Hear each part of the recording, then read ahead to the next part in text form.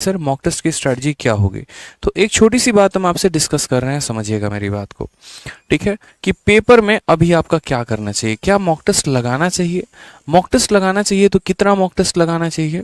ठीक है, और अभी जो पेपर आ रहा है क्या उसमें आपका पेपर का पैटर्न बदलने से या जैसे नंबर ऑफ क्वेश्चंस मेंस में बदले हैं तो उससे क्या क्या प्रभाव होगा। सबसे पहली बात हम आपको ये बता देते हैं, इस बात को ध्यान रखना। देखो एक स्टूडेंट यानी एक एस्पिरेंट के लाइफ में कई सारे स्टेज होते हैं, और ये जो सिलेक्शन है ना, ये अकेले आपका एक चीज़ पर डिपेंड नहीं करता है कि पढ़ाई पढ़ाई पढ़ाई। ठीक है, मैं आपको बताता हूँ यहाँ पे आपके लाइफ में जो सबसे इनिशियल स्टेज होता है वो क्या होता है। तो सबसे पहले आप प्रिपरेशन करते हैं। प्रिपरेशन आप कोचिंग लेकर करते हैं, प्रिपरेशन आप सेल्फ स्टडी लेकर करते हैं, प्रिपरेशन आप यहाँ पर ऑनलाइन ऑफलाइन अलग अलग जगह से पढ़कर करते हैं। लेकिन मेरे भाई सिलेक्शन जो होता है वो एकमात्र प्रिपरेशन से नहीं होता, ये आपको मैं बता दूं। आप मुझसे क्या, आप किसी भी टॉपर से पढ़ेंगे जिसने बहुत अच्छा स्कोर किया होगा, ठीक है, तो आप उनसे भी एक बात पूछेंगे कि भैया आपका सिलेक्शन कैसे हुआ, क्या हुआ। हमेशा एक बात आपको मिलेगी ज़रूर कि प्रिपरेशन से कई गुना ज़्यादा हमने प्रैक्टिस पर काम किया। प्रैक्टिस क्यों करते हैं आप इस बात को समझिए। आप यहाँ पर मेरे भाई वनडे कॉम्पिटिटिव एग्जाम दे रहे हैं, आप यूपीएससी की तैयारी नहीं कर रहे हैं जहाँ पर आपको रिटन का पेपर देना है। और इस वनडे कॉम्पिटिटिव एग्जाम में क्या होता है, सारे के सारे क्वेश्चंस आपके ऑब्जेक्टिव होते हैं। ठीक है, जहाँ पर सवालों की संख्या कई ज़्यादा होते हैं और आपके पास समय जो होता है वो काफ़ी ज़्यादा कम मिलता है। तो आपको ऐसे समय में जहाँ पर क्वेश्चन ज़्यादा हैं और आपके पास टाइम कम है, तो ऐसे जगह पे कंपटीशन को बीट करने के लिए आपकी जो स्पीड होनी चाहिए ना वो कई गुना ज़्यादा होनी चाहिए। और स्पीड ज़्यादा कब आती है, स्पीड ज़्यादा सिर्फ और सिर्फ एक चीज़ से आती है, वो होता है प्रैक्टिस। आपकी पकड़ जितनी ज़्यादा अच्छी है, आपका कंसेप्ट जितना ज़्यादा क्लियर है और कम समय में आप जितने ज़्यादा सवाल लगाएंगे आपके मार्क्स उतने बेहतर होंगे, और मार्क्स जितना बेहतर आप सिलेक्शन के करीब में उतना ही पहुंचेंगे। आज के समय में बच्चों को क्या है कि किसी भी तरीके से बस हमें सिलेबस को कंप्लीट करना है, हमें थोड़ा बहुत मेंसुरेशन पढ़ लेना है, थोड़ा बहुत ज्योमेट्री पढ़ लेना है, थोड़ा थोड़ा थोड़ा थोड़ा कर करके हम अपना सिलेबस अपने अनुसार कंप्लीट कर लेंगे, अपने मन को सेटिस्फाई कर लेंगे। हाँ हमारा तो हो गया सिलेबस, अब आराम से हम पेपर दे पाएंगे। तो मेरे भाई ऐसे मिथ से कभी भी सिलेक्शन नहीं होता है, इस बात का ध्यान रखो। आज वक्त है, अगर हम बात करते हैं तो अभी जैसे अक्टूबर का महीना है, अक्टूबर से नवंबर, नवंबर से दिसंबर, 2 महीने हैं आपके पास सीजल के प्री को लेकर। ठीक है, जैसा कि आपको पता है कि इस बार का जो पेपर है वो आपका पेपर क्वालिफाइंग होने वाला है। ठीक है, अब अगर हम बात करते हैं यहाँ पर कि इस बार के पेपर को आपको क्या करना है, क्वालिफाई करना है। अब पेपर को क्वालिफाई करना है तो इसका मतलब क्या होगा, क्या आपके लिए नंबर मायने नहीं रखेंगे, क्या ऐसा होगा कि बस आपको इतना ही पढ़ना है कि आप पेपर को क्वालिफाई कर पाए, तो ऐसा नहीं है। ठीक है, आप इस बात को समझिए, हमें इस तरीके से नहीं पढ़ाई करना कि हमें पेपर को क्वालिफाई करना है। मैं आपको यहाँ पर बता रहा हूँ, अगर आप वाकई में सिलेक्शन लेना चाहते हैं तो आप शुरू से ताबड़तोड़ मेहनत करिए, और इतनी ताबड़तोड़ मेहनत करिए कि कम से कम इस बार का प्री का आप टारगेट लेकर चले खुद में कि भाई हमको 160 प्लस एट एनी कॉस्ट लेकर आना ही आना है। ठीक है, चाहे हमारा कट ऑफ 120 जाए, चाहे हमारा कट ऑफ 110 जाए, हमें इससे कोई बात का फर्क नहीं पड़ता है, लेकिन हमारे नंबर 160 प्लस आने चाहिए। ठीक है, प्रीवियस ईयर का आप जब मॉक दे रहे हैं, अलग अलग कंपनी होती हैं, टेक्स्ट बुक हो गया और अलग अलग जगह पर भी बच्चे जुड़े हुए होते हैं, वहाँ जब आप मॉक टेस्ट दे रहे हैं तो आप अपने आप से वहाँ पर टारगेट दीजिए कि मुझे 160 प्लस नंबर लेकर आना है। ठीक है, इस 160 प्लस नंबर लाने के लिए आपको मैथ, इंग्लिश, रीजनिंग, जीएस चारों सब्जेक्ट पर फोकस करना पड़ेगा। हर एक सब्जेक्ट में बहुत अच्छा स्कोर करना पड़ेगा, जो जो गलतियां होंगी आपको उस पर काम करना पड़ेगा, तब जाकर आपके इतने नंबर आएंगे। अब बोलोगे सर क्या जरूरत है 160 प्लस लाने की, कट ऑफ अगर मान लीजिए 120 गया तो हमारे तो ये नंबर किसी काम के नहीं है।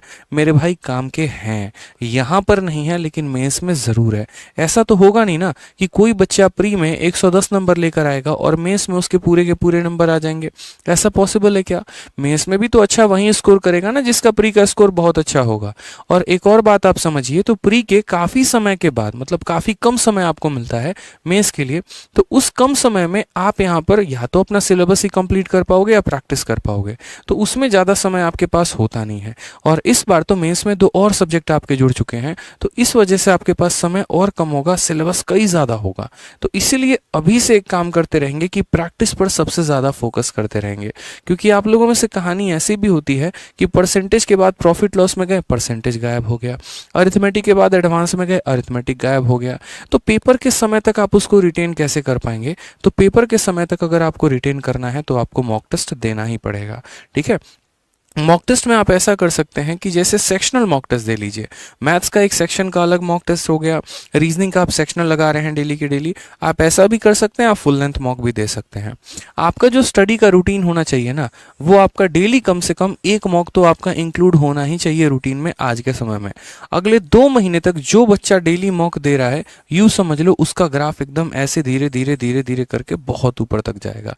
क्यों? क्योंकि वो तो पढ़ाई कर भी रहा है, साथ में यहाँ मॉक देकर 60 मिनट के अंदर पूरे 100 सवालों का भ्रमण कर रहा है, जिसमें 25 मैथ, 25 इंग्लिश, 25 रीजनिंग, 25 जीएस, सभी के सभी 100 सवालों को बहुत ही बेहतरीन तरीके से वो लगा रहा है।